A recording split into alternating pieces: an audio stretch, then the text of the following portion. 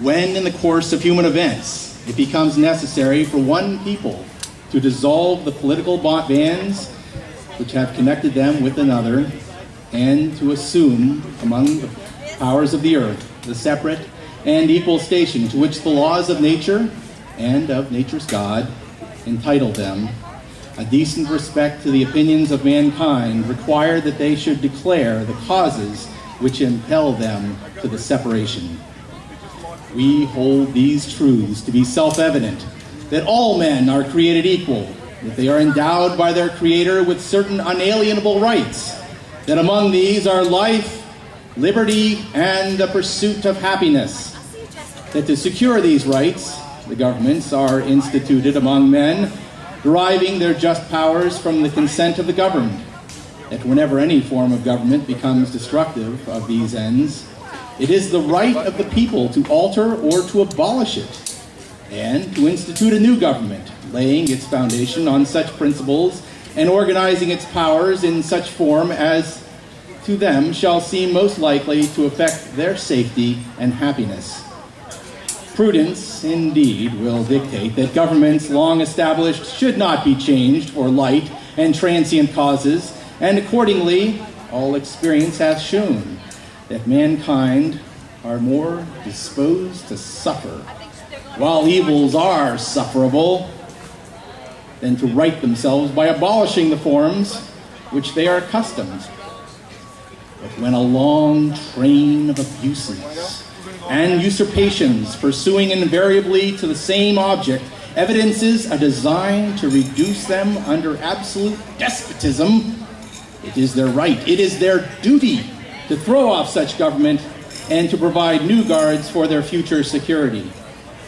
Such has been the patient sufferance of these colonies, and such is now the necessity which contains them to alter their former system of government. The history of the present King of Great Britain is a history of repeated injuries and usurpations, all having in direct object the establishment of an absolute tyranny over these states.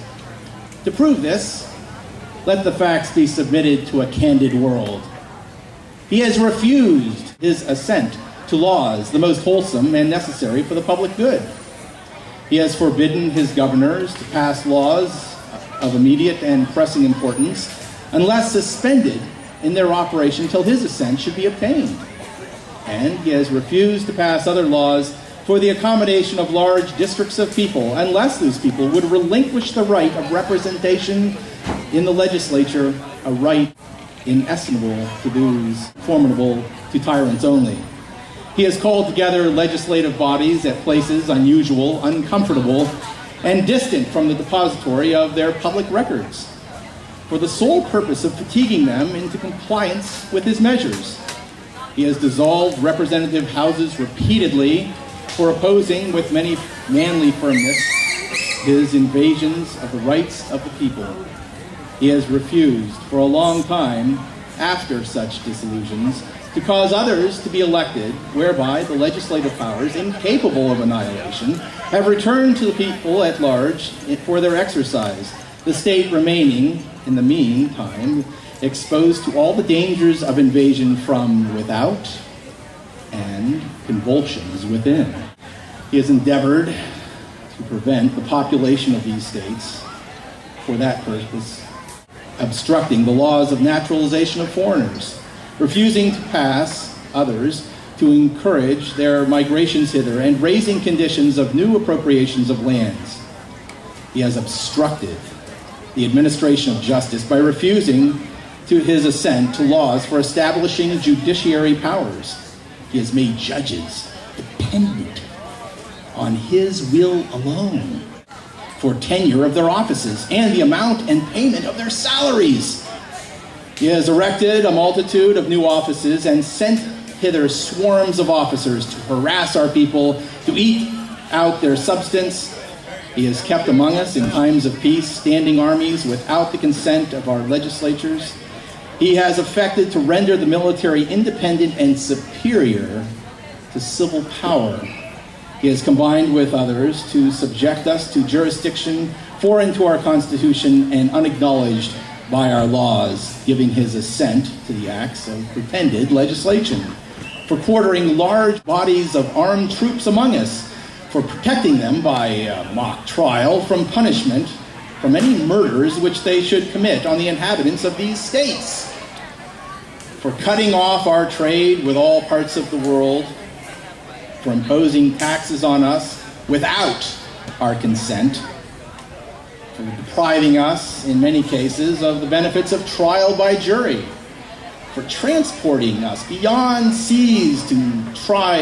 be tried for pretended offenses, for abolishing free system of English laws in neighboring province, establishing therein an arbitrary government and enlarging its boundaries so as to render it at once an example and fit instrument for introducing the same absolute rule into these colonies, for taking away our charters, abolishing our most valuable laws, and altering fundamentally the forms of our government, for suspending our own legislatures and declaring themselves invested with powers to legislate for us in all cases whatsoever. He has abdicated government here by declaring us out of his protection, waging war against us. He has plundered our seas, ravaged our coasts, burnt our towns, and destroyed the lives of our people. He is at this time transporting large armies of foreign mercenaries to complete the works of death, desolation, and tyranny, already begun with circumstances of cruelty and perfidy scarcely paralleled in the most barbarous ages, and totally unworthy of the head of a civilized nation. He has constrained our fellow citizens, taken captive on the high seas, to bear arms against their country, to become executioners of their friends and brethren, or to fall themselves by their hands. He has excited domestic insurrections among us, and has endeavored to bring on the inhabitants of our frontiers the merciless Indian savages, whose known rule of warfare is an undistinguished destruction of all ages, sexes, and conditions. In every stage of these oppressions, we have petitioned for redress in the most humble terms. Our repeated petitions have been allowed only by repeated injury. A prince whose character is thus marked by every act which may define a tyrant is unfit to be a ruler of a free people. Nor have we been wanting in our attentions to our British brethren. We have warned them from time to time of attempts by their legislature to extend unwarrantable jurisdiction over us. We've reminded them of the circumstances of our immigration and settlement here. We have appealed to their native justice and magnanimity, and we have conjured them by ties of our common kindred to disavow these usurpations, which would inevitably interrupt our connections and correspondence. They too have been deaf to the voice of justice and of consanguinity. We must therefore acquiesce in the necessity which denounces our separation and holds them as we hold the rest of mankind, enemies in war, in peace, friends. We, therefore, the representatives of the United States of America, in General Congress, assembled, appealing to the supreme justice of the world for the rectitude of our intentions, do, in the name and by the authority of the good people of these colonies, solemnly publish and declare that these united colonies are, and of right ought to be, free and independent states, that they are absolved from all allegiance to the British Crown, and that all political connections between them and the state of Great Britain is and ought to be totally dissolved, and that as a free and independent states, they have full power to levy war, conclude peace, contract alliances, establish commerce, and do all the other acts and things which independent states may of right do. And for the support of this declaration, with a firm reliance on the protection of divine providence, we mutually pledge to each other our lives, our fortunes, and our sacred honor.